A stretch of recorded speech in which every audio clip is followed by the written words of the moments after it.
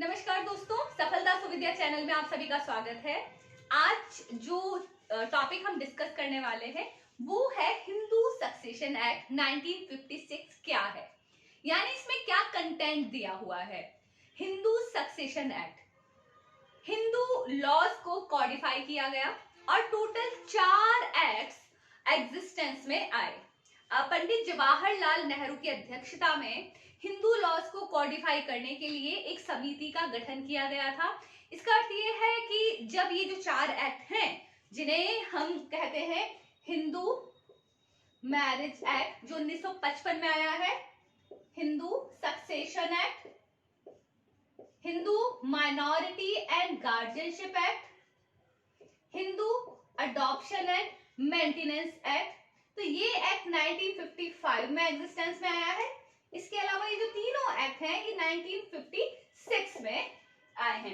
Okay, सो Hindu laws यानी 1955 से पहले हिंदुओं के लिए कोई कॉडिफाइड लॉ का प्रोविजन नहीं था। हम अपने शास्त्रिक लॉ से या जो हमारे एंशिएंट हिंदू लॉज हैं हम केवल उन्हीं से गवर्न हुआ करते थे। तो इसका अर्थ ये हुआ कि इन एक्ट्स के आने के बाद हमारे लिए यानी हिंदुओं के लिए एक विशेष विधि का प्रावधान किया गया और हिंदू अपने पर्सनल लॉ से गवर्न होते हैं। अब इसमें पहला प्रश्न उठता है कि हिंदू सक्सेशन एक्ट का सब्जेक्ट मैटर क्या है, कंटेंट क्या है।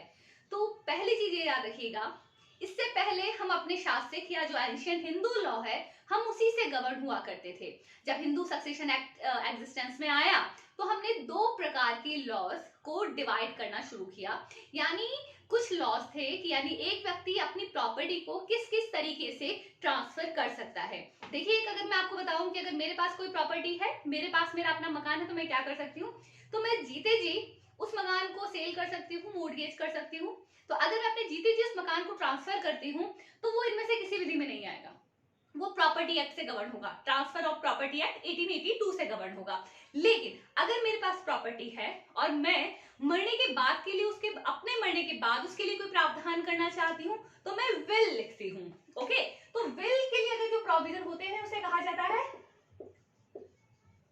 Testamentary provisions. ओके, टेस्टामेंट लिखा जाना, कोई किसी विल का निर्माण किया जाना। ओके, तो उसके लिए तो वो मैं विल बनाऊंगी अपने जीवन काल के दौरान, लेकिन वो एग्जीक्यूट होगी मेरे मरने के बाद में। अब दूसरी बात आती है फिर सक्सेशन का सब्जेक्ट मैटर क्या है। तो हिंदुओं की जो संपत्ति है दो भागों में बटी हुई है।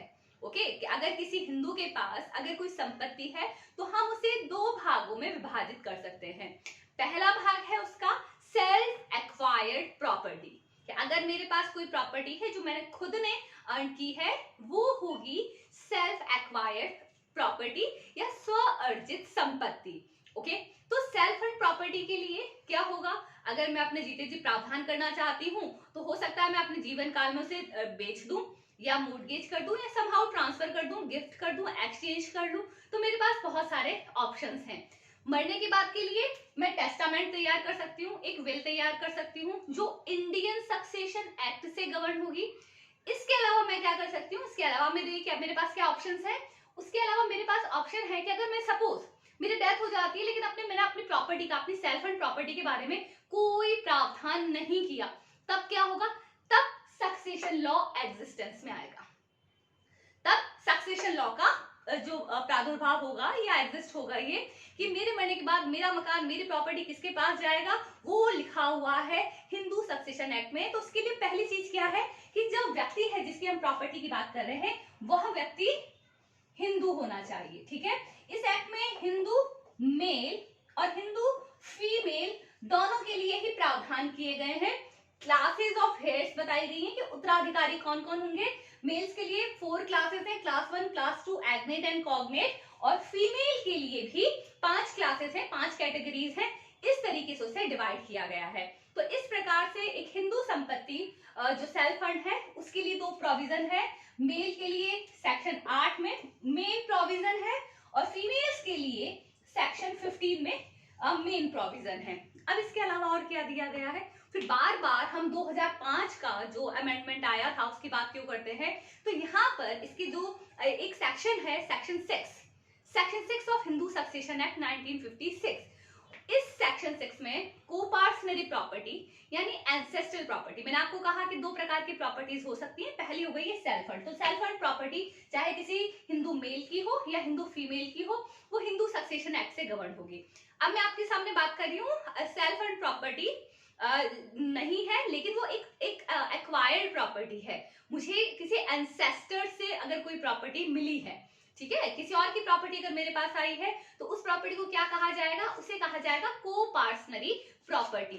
सो कोपार्सनरी प्रॉपर्टी के लिए क्या किया जाएगा? तो कोपार्सनरी प्रॉपर्टी से रिलेटेड जो प्रावधान है सेक्शन 6 में दिए गए हैं। सेक्शन 6 के एग्जिस्टेंस में आने से पहले हमारा जो शास्त्रीय लॉ था वो अप्लाई होता था। उसके बाद 1956 का हमारा एक्ट आ गया है। उसके बाद इस 1956 के एक्ट के बाद 2005 में इसमें अमेंडमेंट आया है। 2016 में जजमेंट आया है प्रकाश वर्सेस फूलवती का। फिर 2018 में दामन्ना वर्सेस अमर का केस आया है। और हाल ही में 2020 में इसी सेक्शन 6 पर बेटियों के अधिकार को लेकर विनीता शर्मा वर्सेस राकेश शर्मा का लैंडमार्क जजमेंट आया है। इन चीजों का अध्ययन हम अपने आगे आने वाली क्लासेस में करेंगे, तो बने रहिए हमारे साथ, सब्सक्राइब कीजिए हमारा channel. Thank you so much.